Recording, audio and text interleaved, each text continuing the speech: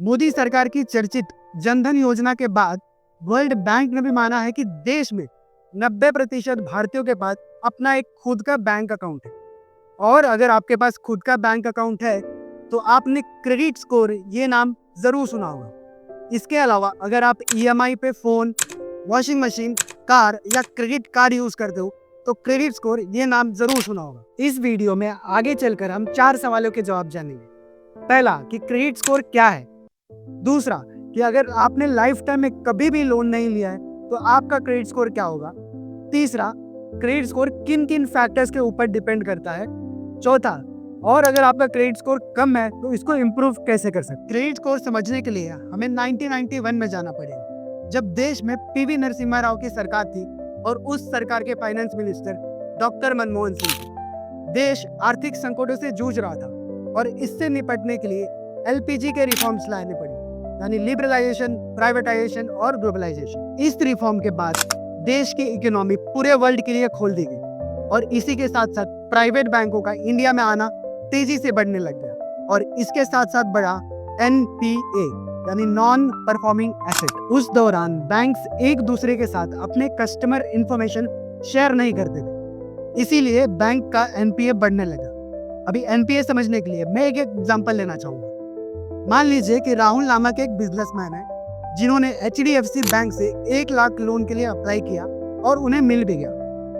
अब 1 लाख लोन उन्होंने यूटिलाइज किया और एचडीएफसी को पैसे भरे ही नहीं और अपने खर्चे पूरे करने के लिए आईसीआईसीआई बैंक से सेम 1 लाख का अमाउंट का लोन के लिए अप्लाई कर दिया और उन्हें मिल भी गया। अब इसमें प्रॉब्लम ये थी कि आईसीआईसीआई बैंक को ये पता ही नहीं था कि राहुल ने ऑलरेडी एचडीएफसी बैंक से लोन ले चुके और इस लूप होल का फायदा राहुल जैसे कई लोग हमारे देश में उठाने लग गए थे और एनपीए बढ़ने लग गया था। इसी प्रॉब्लम को आरबीआई ने और बैंकों ने रिकॉग्नाइज किया और पार्लियामेंट में 2005 में एक एक्ट लाया गया, credit information companies regulation act, जिसके तहत एक बॉडी बनाई गई जिसको हम लोग जानते हैं सिबिल के नाम से। इन कंपनियों का काम यह था कि बैंकों से उनके कस्टमर इंफॉर्मेशन को कलेक्ट करे, जैसे कि कस्टमर ने क्या लोन लिया, कब लोन लिया, डिफॉल्ट किया कि नहीं किया। इस इंफॉर्मेशन को कलेक्ट करना, एनालाइज करना और रिपोर्ट करके एक क्रेडिट स्कोर देना यह कंपनियों का काम था।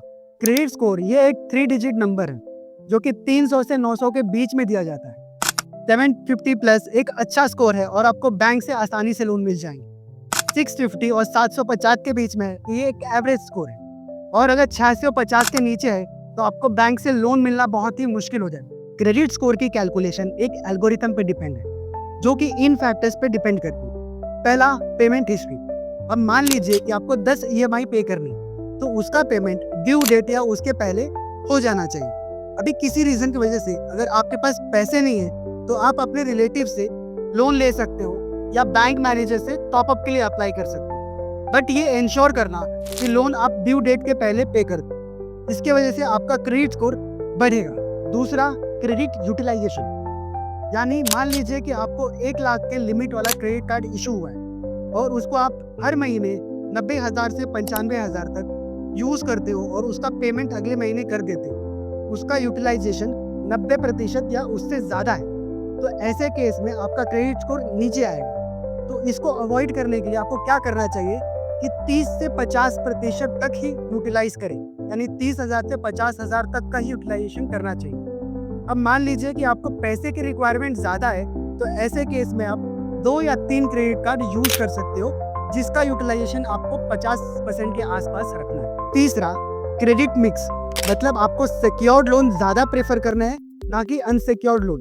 सिक्योर्ड लोन जैसे होम लोन, कार लोन या सीसी यानी कैश क्रेडिट लोन आप प्रेफर कर सकते हो। चौथा फैक्टर है लोन इंक्वायरी, यानी आप बैंक में लोन के लिए अप्लाई कर रहे हो और वो रिजेक्ट हो जाता है।